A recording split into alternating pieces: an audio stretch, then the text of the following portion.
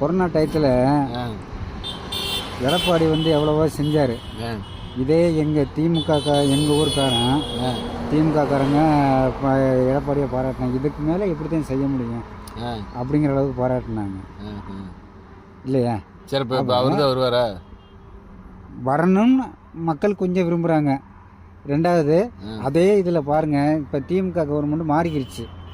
இப்போ திமுக கவர்மெண்ட்டில் எடப்பாடி செஞ்சதெல்லாம் பாதி தான் அப்படியே க்ளோஸ் பண்ணிட்டாங்க. க்ளோஸ் பண்ணிட்டாங்க. ரேஷனில் ஒன்றுமே இல்லை சார். ரேஷனில் என்ன இருக்குங்க? இப்போ பாருங்கள், திடீர்னு 3000 ரூபா பொங்கலுக்கு இந்த எலெக்ஷன் வரப்போகிறதுனால 3000 ரூபா கொடுக்குறாங்க. வாங்கிட்டீங்களா நீங்கள்?